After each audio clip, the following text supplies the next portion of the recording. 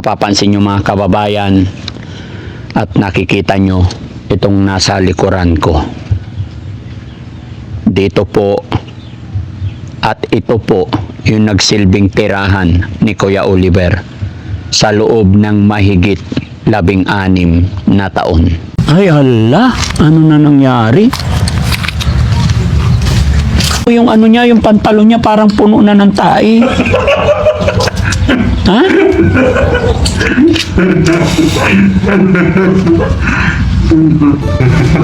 Ay parang naging baboy talaga, grabe. Umawa naman, ginawa na parang na siyang baboy. Ano na masasabi mo, Tay, sa mga taong nagsasabi na matigas daw yung dibdib nyo, puso nyo kasi pinabayaan mo daw yung kapatid mo? Yun mga kababayan, mga kabarangay, no? Mapagpalang hapon po sa atin lahat. Panibagong araw, panibagong vlog. Mapapansin nyo mga kababayan at nakikita nyo itong nasa likuran ko. Dito po at ito po yung nagsilbing tirahan ni Kuya Oliver sa loob ng mahigit 16 na taon, mga kababayan. Kaya po ako bumalik dito mga kababayan para alamin at linawin ano nga ba talaga ang nangyari kay Kuya Oliver. Bagamat sa araw na ito mga kababayan ay nasa mabuting kalagayan na si Kuya Oliver dahil nakaraang araw po ay nadala na natin siya sa bahay pagamutan. Ang gagawin na lang ng Team Daddy Frankie ay bisitahin, titignan ko ano ang mga nangyayari sa kanya. Pero mga kababayan, mga kabarangay, mula po noong hinatid namin siya sa bahay pagamutan, kasama ko ang isa sa kanyang kapatid. Marami akong nalaman galing sa kanyang kapatid. Alam kong isa rin po kayo na maraming katanungan. Bakit nga ba ganon ang nangyari kay Kuya Oliver? Na may 6 na kapatid, pero bakit parang pinahirapan siya ng gusto? Ano nga po ba ang misteryosong bumabalot sa buhay ni Kuya Oliver? Kung mapapansin nyo mga kababayan, mula rito sa aking kinatatayuan, sa likuran ng kanyang kulungan, matatanaw na po dito ang bahay ng kanyang kapatid, isa sa kanyang kapatid. At ayon pa sa kapatid ni Kuya Oliver, nandito lang din ang ibang kapatid paikot sa lugar na ito. Pero ang tanong mga kababayan, ano nga ba ang nagawa ni Kuya Oliver? Bakit ganun nakalupit ang kanyang dinanas? May nagawa ba siyang kalokohan? May nagawa ba siyang kasalanan? At nagawa siyang ikulong sa loob ng ilang taon? At ayon po sa kapatid na kasama namin kahapon mga kababayan, talagang hindi po araw-araw nabibigyan ng pagkain si Kuya Oliver. May mga time daw po talaga na hindi na nahatira ng pagkain dito. Naglagay na lang daw po ang kanyang kuya ng isang balding tubig sa harapan ng pintuan na yan, at yun din yung nadatnan namin nung unang-una kong pagpunta dito. Para naman daw kung magugutom ay iinom na lang ng tubig. Sabi ng kuya pa nga sa akin, hindi naman daw mamamatay basta may tubig. So nung binanggit sa akin ng kanyang kuya ay talagang awang-awa ako kay Kuya Oliver ng oras na yon. Kaya naman mga kababayan, sa araw na ito, sa hapon na ito, ay muli nating kakausapin ang kanyang kapatid para alamin kung ano nga ba talaga ang misteryoso sa buhay ni Kuya Oliver. Maging ako ay marami pa rin katanungan, gaya nyo rin, lalong-lalo na sa comment section. Kaya naman mga kababayan, samahan nyo po ko at ating lilinawin kung ano mga kababayan. Kasi kung titignan nyo mga kababayan, malapit lang din naman natatanaw si Kuya Oliver sa kanyang bahay, magmula po sa kusina ng bahay ng kanyang kapatid. So pag oras ng kainan, matatanaw mo ang iyong kapatid, nagsisigaw, nagugutom. Siguro hindi mo rin matiis yung kapatid mo na hindi bahagian kahit kaunting kanin at ulam. Tapos bigyan ng malinis na tubig. Pero bakit nga ba ganun ang nangyari sa kanya? Mga kababayan, samahan niyo po ako, sabay-sabay nating alamin ang kwento talaga ng buhay ni Kuya Oliver. Dito lang mga kababayan, nilagay talaga nila dito sa manggahan. At ang pagkakaalam ko, ang lupang ito ay kanila rin, no?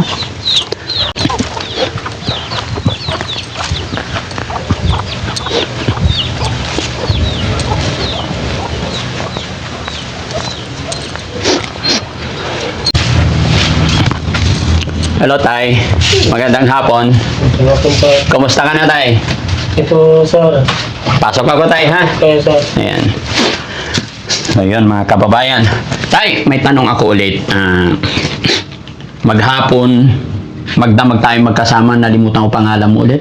Yung totoo mo pangalan? Bernardo, sir. Bernardo. Oo, sir. So, Tay, kaya kami nandito, gusto ko kasing malaman yung kwento, totoong nangyari kay Kuya Oliver. Pero bago ang lahat, Tay, gusto kong ipakilala muna ikaw sa ating mga tagapanood, no? Ilan po kayo magkakapatid, Tay, talaga? 6, sir. 6 talaga kayo. Okay, so nasaan yung iba mong mga kapatid? Baka nandun sa bukid doon siguro, sir. Pero ang bahay po nila, Doon sa kabila ng kuya ko, sir. kabila lang yung bahay nyo. Oo, sir. Ilan ang anak ng kuya nyo nandyan? 4, sir. Okay. Tapos yung iba pang kapatid nyo, bukod. Doon sa Banger. Makati, sir. Kaya, Tay, kung nahirapan kang magtagalog, okay lang Ilocano mo yung iba. Mga kababayan, ipagpaumanhin nyo po, nagsabi po sa akin si Tatay na hindi pala siya masyadong maalam magtagalog. At si Tatay na siyang nagbibigay-bigay ng pagkain daw ni Kuya Oliver, ito po ang kanyang sitwasyon, ito ang kanilang pamumuhay. Kaya siguro, no,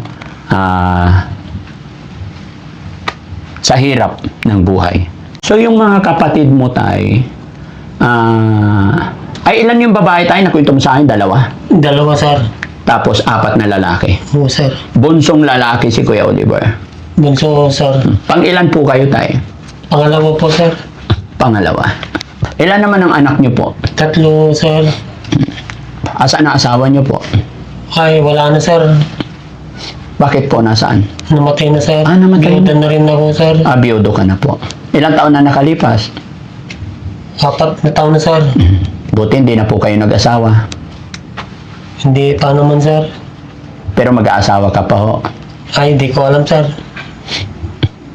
Di ko masasagot yung salita niyo kung mag-asawa o hindi pa. Bakit po? Kasi, sir, sa hirap ng buhay, sir. Pero may nililigawan ka naman, wala? Ay, wala, sir. Wala.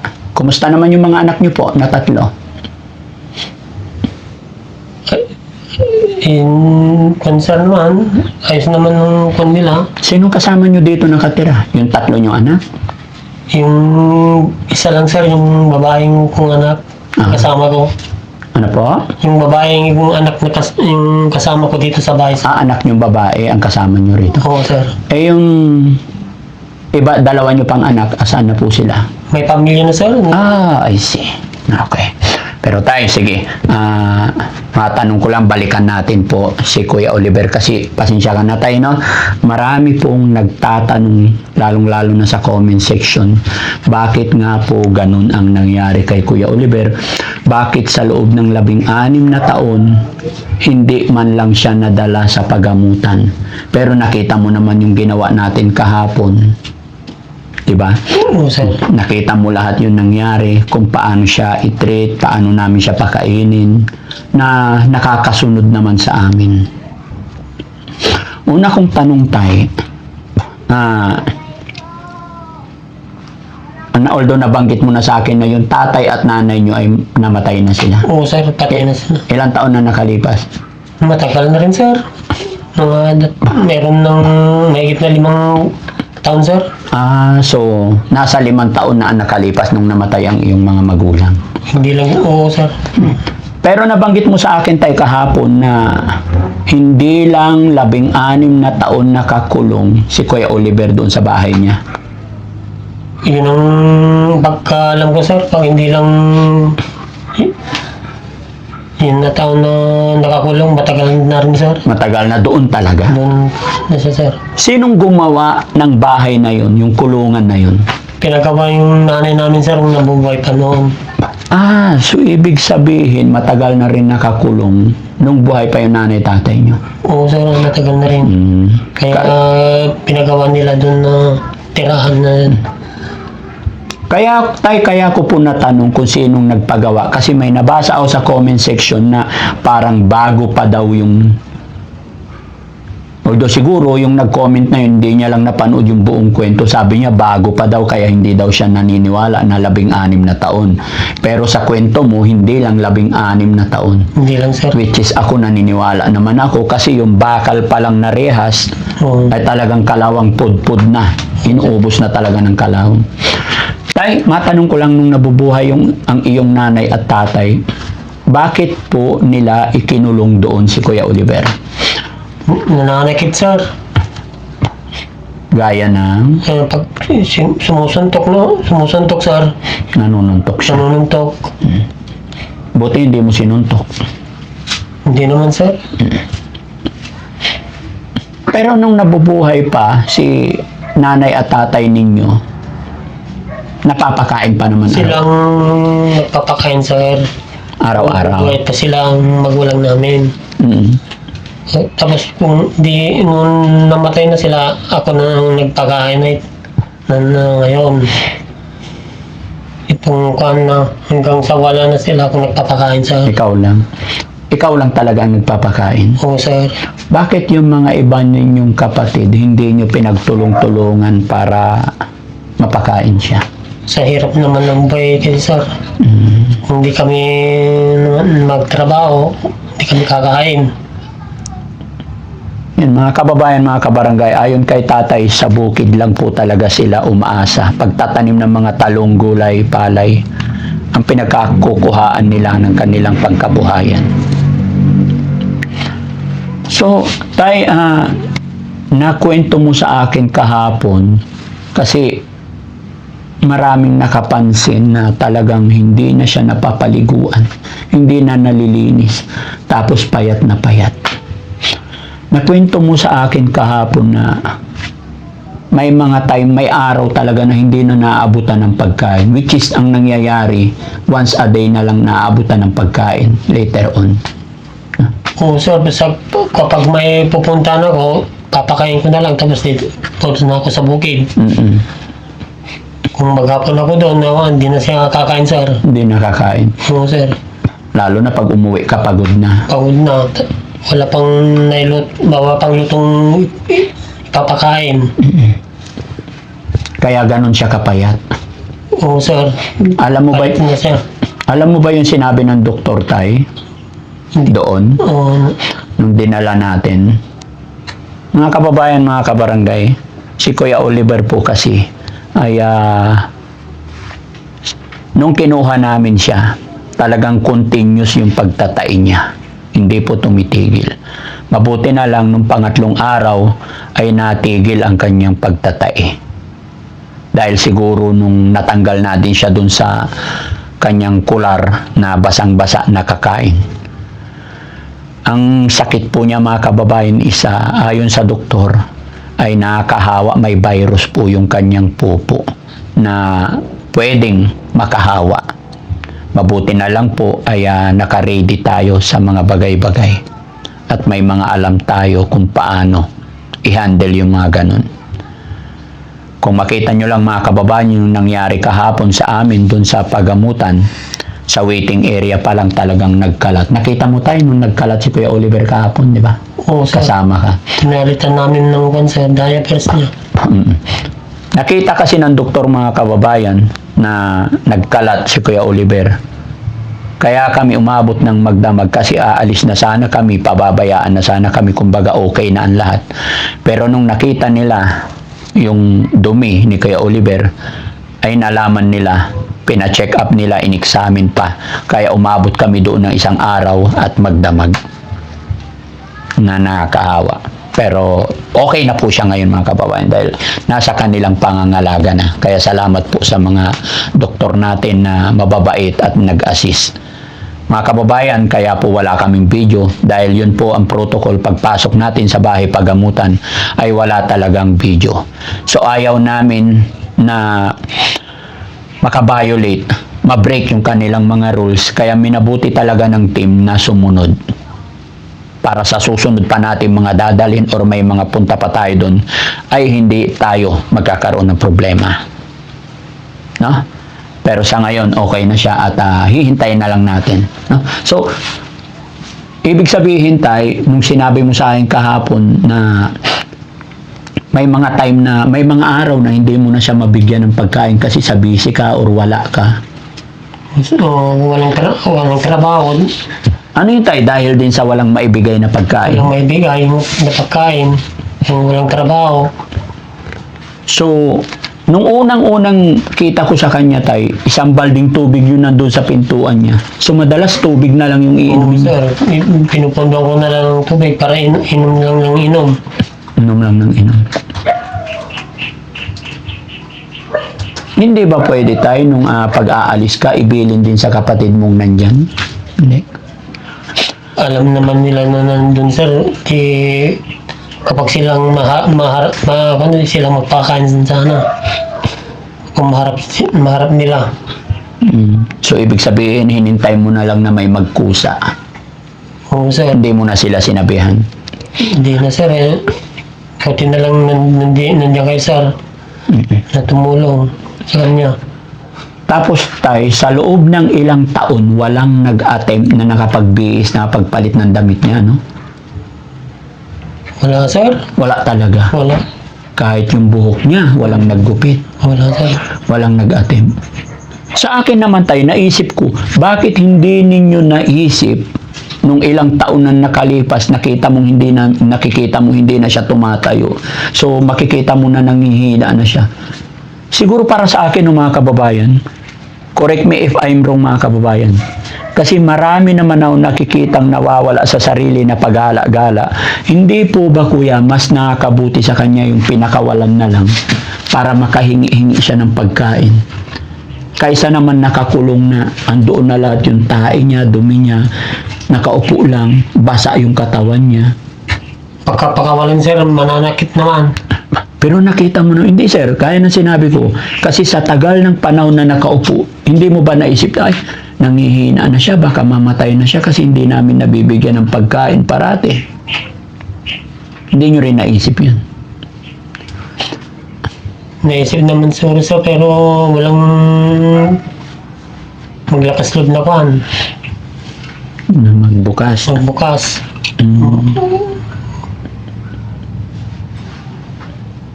Pero, tay, mula nung nakuha namin siya, kinuha namin, anong sabi ng mga kapatid mo dito?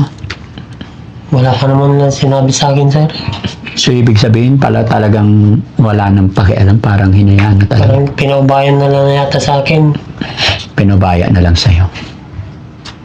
Okay. So, tay, kasi, mga kababayan, mga kabarangay, no, narinig nyo po yung side ni tatay. At gaya din ng sinabi ng iba, hindi tayo pare-parehas ng komento mga kababayan. Sabi ng iba, grabe naman yung mga kapatid na yan, pinabayaan. Grabe naman po yung magulang ng mga yan, pwedeng ikulong kasi sa pagkulong nila sa tao. Bawal daw yun, sabi nila. Pero sabi din ng iba mga kababayan, huwag tayong mag-judge, maghusga, dahil hindi natin alam kung ano yung punot dulo. Pero sana po mga kababayan, no, sa pamamagitan ng pag-uusap namin ni tatay, ay naliwanagan din kayong lahat. Malaya po tayo mag-comment, opinion, pero unawain din natin ang kalagayan minsan ni tatay. Talagang hindi po pare-parehas ang pag-iisip natin, hindi pare-parehas ang pamumuhay. Gaya ni tatay na sa bukid lang at makita nyo na yung sitwasyon nila. Although, syempre, andyan talaga yung sabi nila, pagkapatid, kailangan talaga magtulungan sa lahat ng bagay. Pero gaya na aking sinabi mga kababayan, hindi nga po tayo pare-parehas. Kaya ngayon mga kababayan na nakausap natin, sana hindi na natin i-bash si tatay at ang kanyang mga kapatid. But cause, ipag-pray na lang po natin si Kuya Oliver para sa agaran kanyang paggaling at masimulan niya muli ang kanyang bagong yugto na kanyang buhay. Tay, sabi mo nahihirapan kang magsalita ng Tagalog. Ano na pwede kang mag-Ilocano, tay? Marami naman nakaintindi. Ano ang masasabi mo sa mga kababayan natin? Ang masasabi ko sa kababayan, tulungan natin ng kapatid ko para gumaling at ipag-pray natin. Kung sino man nakaka-panood nito, yun lang ang sasabihin ko sa inyo.